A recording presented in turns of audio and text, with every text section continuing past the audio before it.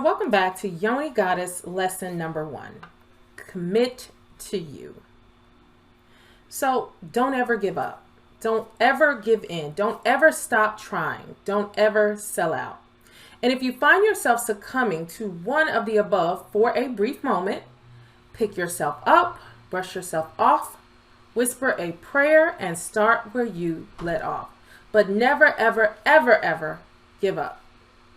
So most women know all about commitment, right? We commit to hiding or exaggerating our flaws, trying to make others happy or comfortable at the expense of our happiness and comfort, supporting other people's dreams at the expense of our own dreams, or criticizing ourselves and others at every turn. We commit to who we think we should be, rather than committing to meeting ourselves right where we are.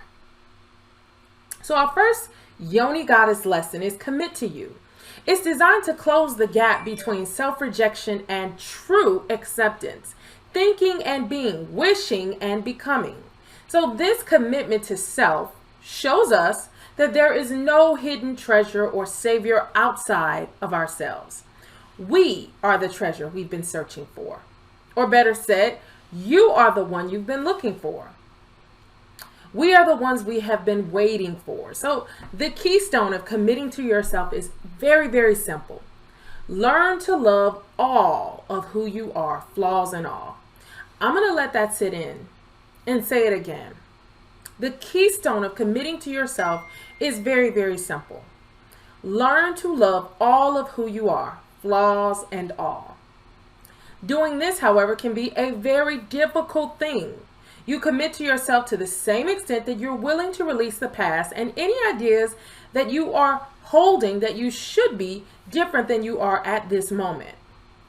Our deepest healing occurs when we learn to be our own best friend, companion, and cheerleader. I'm going to say that again.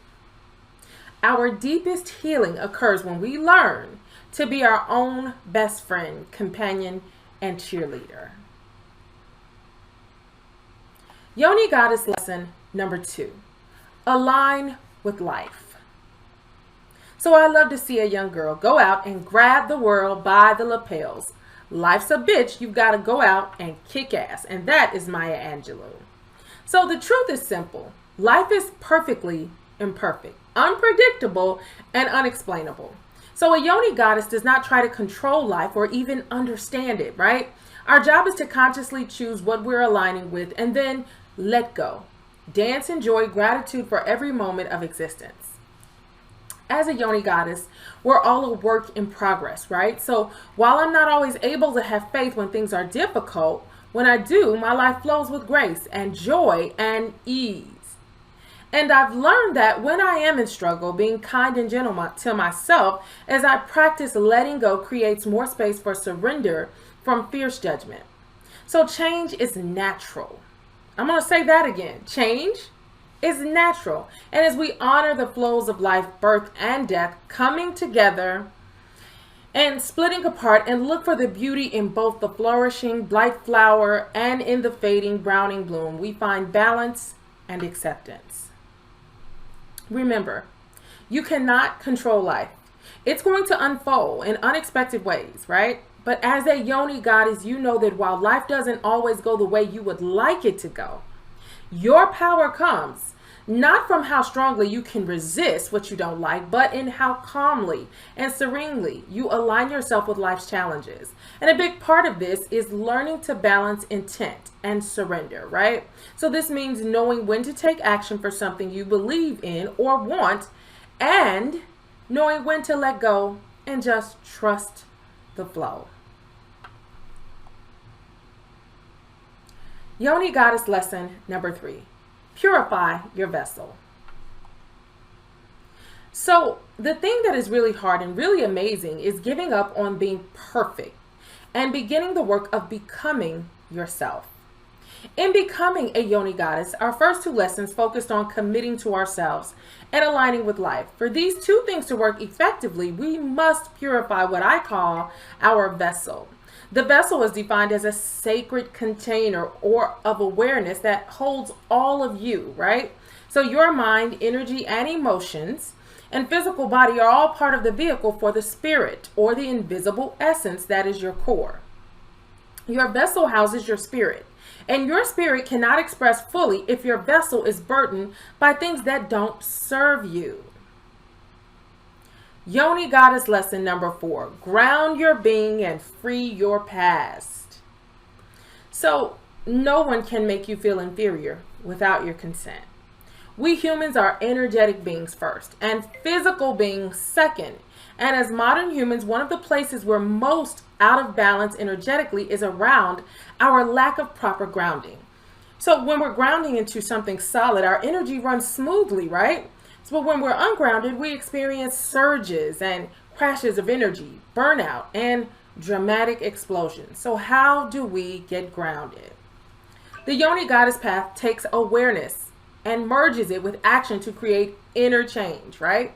Awareness shows us where we're stuck in a heavy past.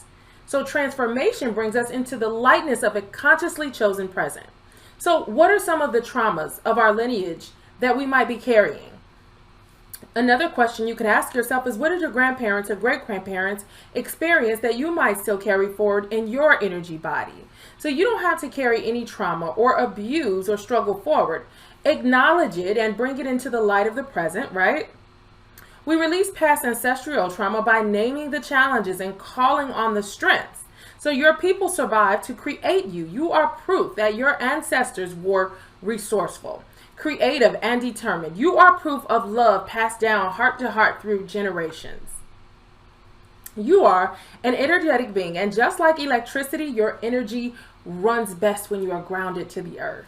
So you create a false sense of safety when you connect your well-being to roles, people, or things. Freedom comes when you release old ancestral patterns and beliefs and reclaim your trust in your authentic expression. So when you bless and honor your ancestors, you carry forward their wisdom and their gifts. Yoni Goddess lesson 5. Speak your truth. So do you really want to look back on your life and see how wonderful it could have been had you not been afraid to live it? The fastest way to create discomfort and resentment in your life is to say yes when you really mean no. If someone asks you to do something and you just say yes out of feeling of obligation or because you don't want to hurt the other person's feelings, then you're not speaking your truth in that particular situation. Being your true, authentic Yoni Goddess self means you can say no from a place of love rather than saying yes from a place of fear. One note of caution, speaking your truth does not mean you always say everything you are thinking. As with the previous steps on the path, being a Yoni Goddess requires discernment. So we must be careful not to use the practice of speaking our truth as an excuse to be cruel or harmful or hurtful. Simply put, the spirit of this practice means you're willing to delve deeper into your own truth and your own inner guidance, and you're willing to speak this truth even in situations where your listener may be uncomfortable with what you will have to say.